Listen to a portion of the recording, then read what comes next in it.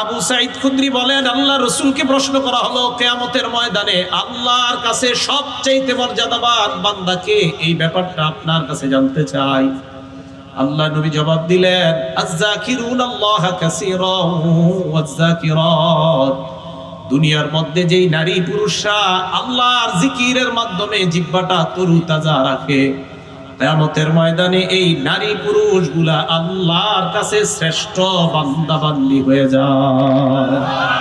জিকিরকারীরা কিয়ামতের ময়দানে শ্রেষ্ঠ বান্দা বান্দি হবে। তিরমিজি শরীফের 3377 নম্বর হাদিস, পরের হাদিসটা। এই হাদিসের বর্ণনাকারী আবু দারদা রাদিয়াল্লাহু তাআলা আন। এই আবু দারদা রাদিয়াল্লাহু তাআলা আনহুর বর্ণনা, তিনি বলেন, قال رسول الله صلى الله عليه وسلم ألا أنبئكم بخير أعمالكم وأزكاها عند مليككم وأرفعها في درجاتكم। নবীজি বলেন, আমি কি তোমাদেরকে এমন একটা আমলের কথা বলবো না যে আমলটা আমলের মধ্যে সবচেয়ে উত্তম, এই আমলটা আল্লাহর কাছে অধিক পবিত্র, আবার এই আমলটা তোমাদের মর্যাদা বাড়ায় দিবে। আমল একটা, উপকার তিনটা। এক নাম্বার আমলটা শ্রেষ্ঠ আমল, দুই নাম্বার আমলটা আল্লাহর কাছে পবিত্র, তিন নাম্বার আমলটা তোমাদের মর্যাদা বাড়ায় দেয়। সাহাবারা বললেন, হুজুর এটা আবার কি আমল?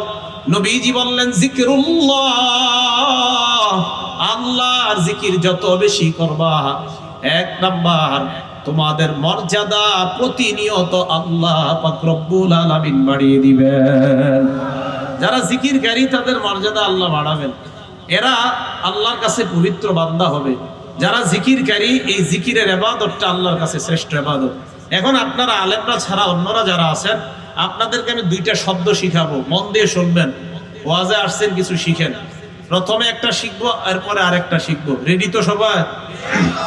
মুসলিম শরীফের হাদিস, হাদিস নাম্বার 2676, 2676।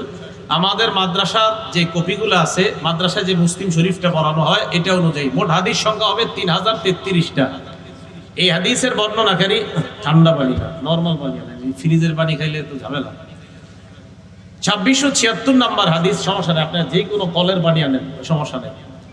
তো 2676 নাম্বার হাদিসের বর্ণনা, আবু হুরায়রা রাদিয়াল্লাহু তাআলা আনহু বর্ণনা। এই হাদিসের মধ্যে আসছে, রাসূল আকরাম সাল্লাল্লাহু আলাইহি সাল্লাম একদিন সফর করতেছিলেন, মক্কার পথ ধরে মক্কার দিকে রওনা করলেন। মন দিয়ে বুঝেন। বাইনামা রাসূলুল্লাহ সাল্লাল্লাহু আলাইহি ওয়াসাল্লাম ইয়াসিরু ফি তরিকিহি ইলা মক্কা।